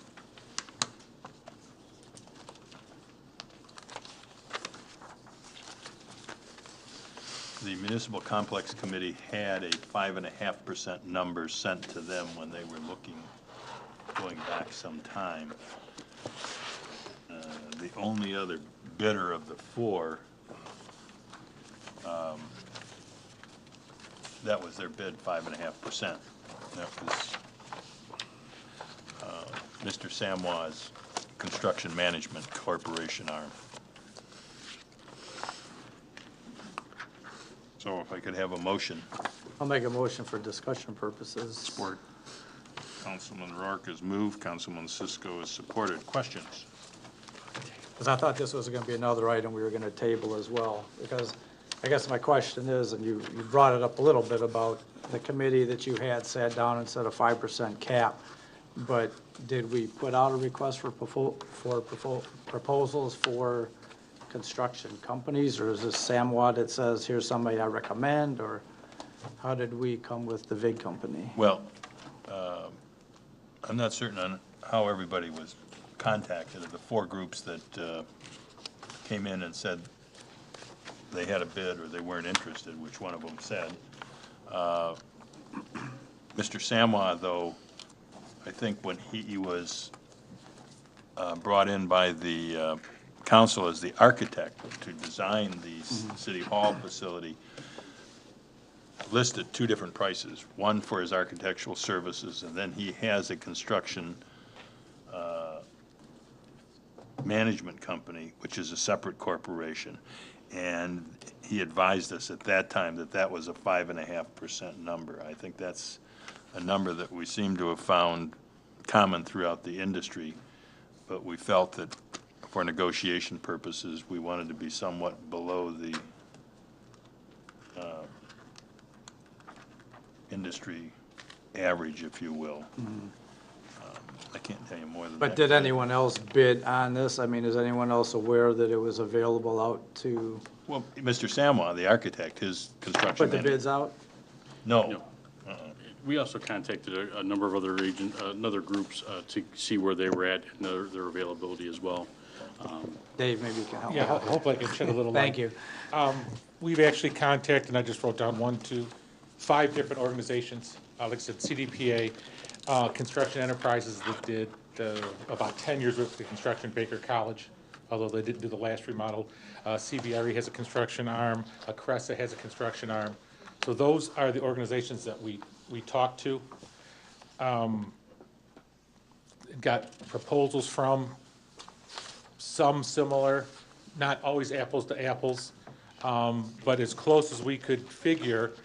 The JSVIG group actually gave us the best value, was the most, I won't say competent, but really seemed to have their hands around what the project is, what we require, and how to get to the end game. One of the hurdles and problems that we heard from a couple of these groups is your timing is short, workers are going to be kind of hard to come by, so you really need to make sure that you have somebody that's managing the program that can get you to the end game in the time you need. And specifically, when Cressa came to the proposal and they said, we probably can't meet this proposal, who else have you talked to? We talked about a couple of these companies. His recommendation was JSVIG.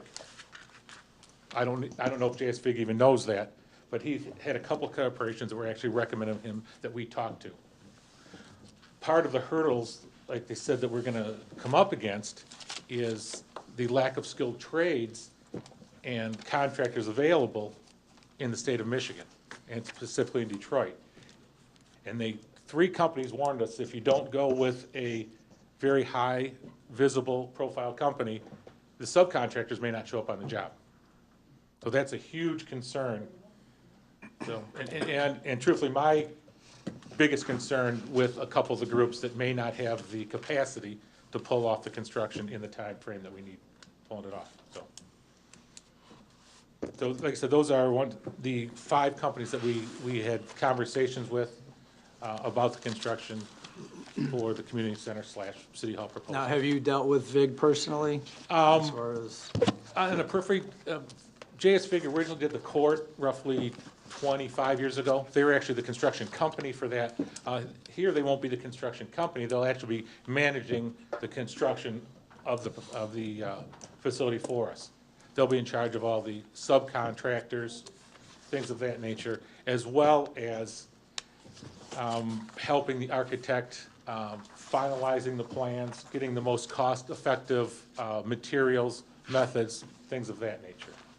So, yeah, I don't think JSVIG has done any projects in Elm Park outside of the court.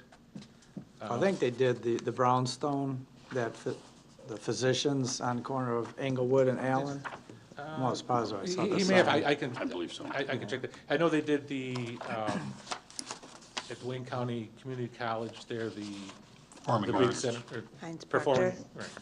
It's probably the most visible enclosed projects they've done.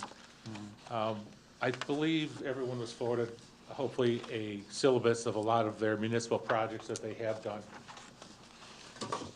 We do have those, yes. Yes, you do have those.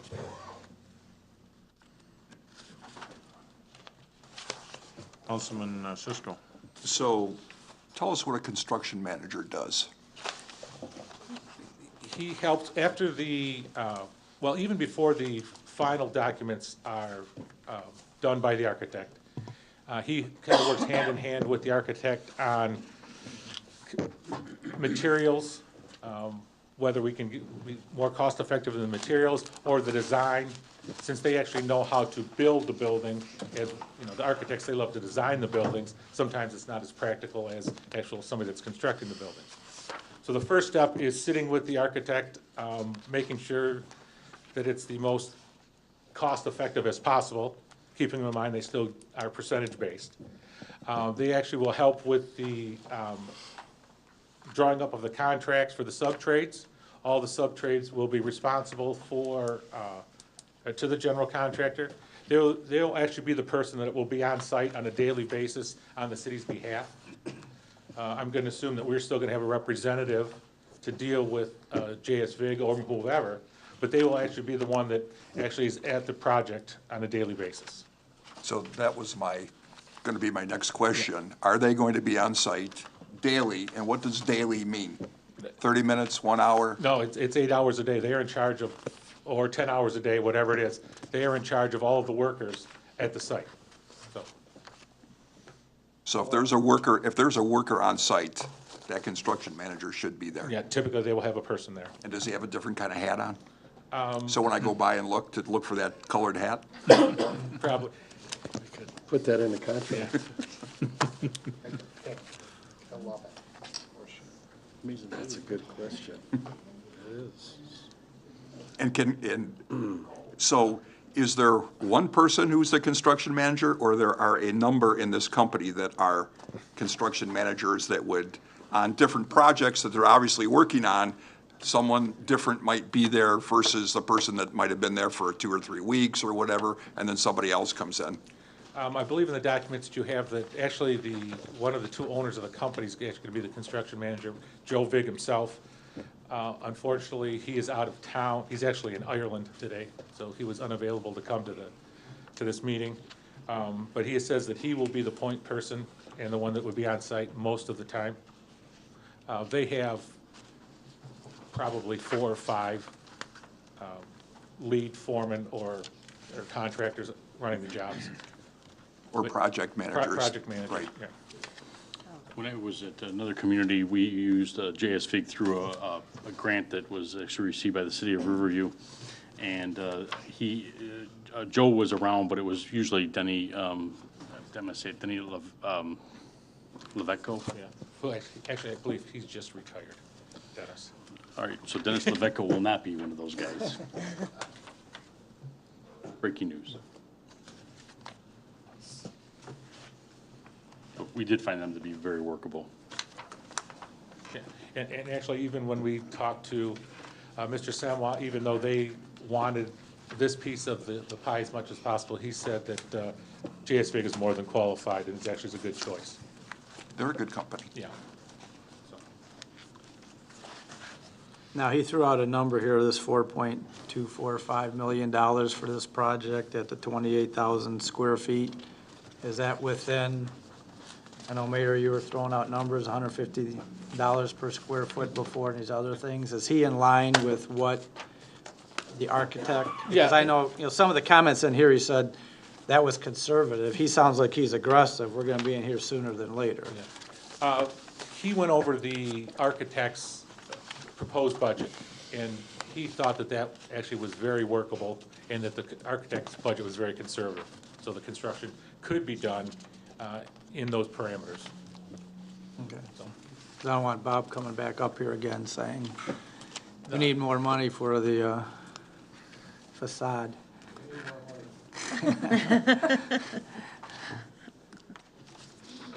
Thanks, Dave. Thank you.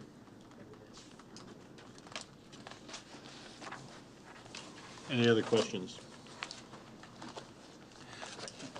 I would just say is, the contract itself for construction will go out for bids. Correct.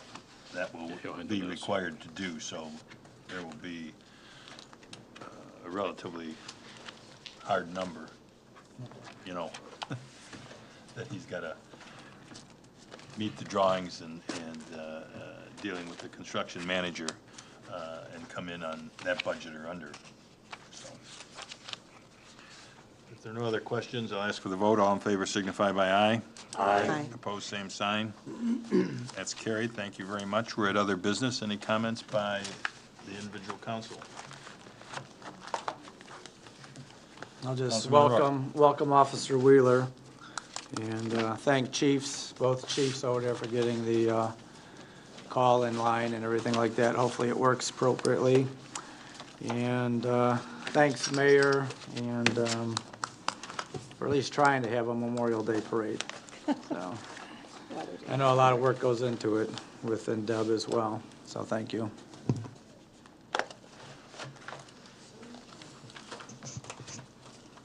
Hello, next. Mayor Pro Tem. Just real quickly, kind of piggyback on some comments that Mr. Hayes made. I had several contacts recently in the past few weeks from residents who were discussing the appearance of some of their neighbors' homes. They're going downhill, grass in the backyard, X number of feet, other neighbors cutting the front grass. Gentleman talking about parked vehicles and storage lots, also known as auto repair shops. The discussion about ordinances came up. We have ordinances. I know there was a mention about alert people as it's trash pickup day, and as I indicated before, every street you drive down in this city has signs on both sides of the street regarding trash pickup, and you're not supposed to park there. Maybe we need to put some additional signs. I know as I drive through Lincoln Park, I see 2 or 3 per block. Most people have lived here long enough to be pretty familiar with our ordinances. We've also learned, or we learned a long time ago, that ignorance is no excuse under the law. Some of it's just common sense. You don't let debris accumulate in your front yard or your backyard. It's a residence. You live in a neighborhood. It doesn't take a lot to pick things up. Pick something up if it's laying in the street. It's just being neat. I lived over on O'Connor, and I remember having neighbors who not only mowed their lawn, but they washed down the street after they mowed the lawn. They were very neat and fastidious, and a pleasure to have. The only other comment I would like to make, because I found it very startling, is I did attend a town hall probably 2 weeks ago in Lincoln Park that was presented on drugs. And I would have liked to have seen it better attended. Unfortunately, I don't know how much it was publicized. I know that the News Herald did run an article on it, but one of the statistics I found rather shocking when it was presented by one of the judges was the fact that last year in the United States, over 55,000 people died of drug overdoses. And this continues to increase. And in comparison, for the entire 10-year history of the Vietnam War, only 58,000 died.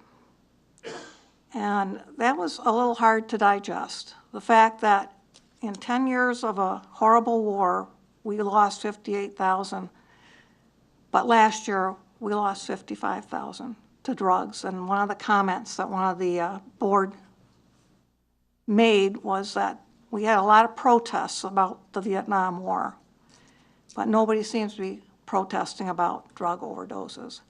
I think we all need to be a little more sensitive and aware as to what's in our medicine cabinets, what we're doing with it, and what we're asking to be prescribed. I want to thank everyone for coming out. Have a wonderful and a safe Memorial Day, and let us hope that we have some decent weather so that we can all enjoy a long weekend. Thank you. Councilman Cisco? Yeah, I'm looking forward to the Nexo thing, Chief, so I hope we get that going as soon as possible, at least from the police department's end of it. I think that's very important. And I think one of the things that we need to talk about on a regular basis at the council meeting is the see-click fix, which as a previous person that has come to the podium that says you should call and talk. Well, see-click fix, all you have to do is have a cell phone, click the picture, we have it, and somehow we need to get word out that, because we are the eyes and ears of the community. We are. And if you see something wrong, all you need is a cell phone, and you become an ordinance officer in a way. But not really. Don't take that seriously, though. But I think it's a great program that Mr. Cady put in place some time ago, and I don't think it gets used enough. So if you see a pothole, if you see a house or something, see it, click it, and it goes to, I don't know who the clearinghouse is at this point, who it goes to, but then it gets, I think all the department heads are supposed to look at it on a regular basis. So, see Click Fix, take your cell phone, go to the Allen Park site, you can download it, correct, we have an app for it, and you become an extra ordinance officer. Imagine if we had 500 or 600 people in the city with this and had a little spare time and ran around the city and, hey, look, there's a problem there. I don't have to call City Hall. I don't have to wait on a response. This is immediate, and it should be addressed immediately or within 24 hours, I should say. I don't know what the time is. Hopefully, and hopefully they're updated on a regular basis, which sometimes. Yeah, and they'll also see the progression of it as well. They can get communications back. Right, and it goes. And is it color coded still, or is that a different thing or not? Yeah. So the clearinghouse is Deb, and if you don't clear your messages, Deb sends you a nasty cram. But I think it's a great tool for our city to use. We should use it more often, and I'm sure all the department heads will love it, you know, as they get more messages about this needs to be done and that needs to be done. Not that they don't have enough to do, but I'm sure they love it. See, they're all shaking their heads, yes, they love it back there, so. Loading and loading and It's a great thing. So, and happy Memorial Day to everybody, and I just have two things to say. Residents first, and all roads lead to Allen Park. Thank you.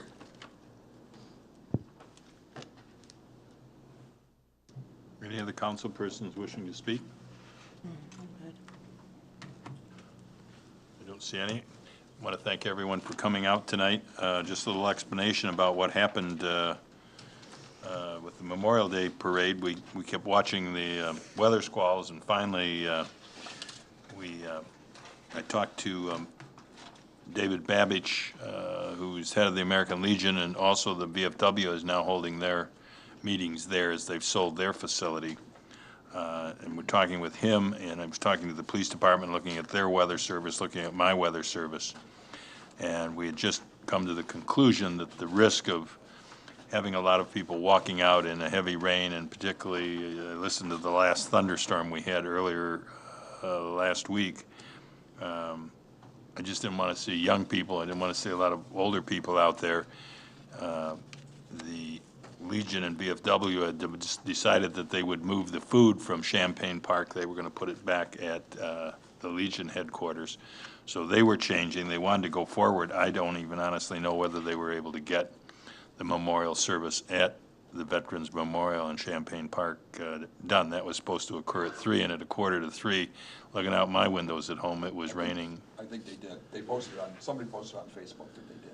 And maybe if they delayed it a little bit, they could have gotten it off, but I didn't want to see people marching in that, and particularly the bands in their uniforms at this time of year. So after looking at that, we decided we would call off the parade. Obviously, we are not rescheduling it for this year. Next weekend, there are a number of different communities that have parades. One of the reasons Allen Park went a week earlier was to avoid Dearborn's, Detroit's, Monroe, Ann Arbor, which have much larger parades and draw very large crowds. So not something I wanted to have to do, but I just didn't think for the safety of people that it was a good idea to take that risk, you know. And You always are guessing with the weather these days. With that, I'll take a motion to adjourn. Motion, Mayor. Councilman DeGiulio, supported by Councilman Cisco. All in favor signify by aye. Aye. Opposed, same sign. 8 o'clock. 8 o'clock on the nose.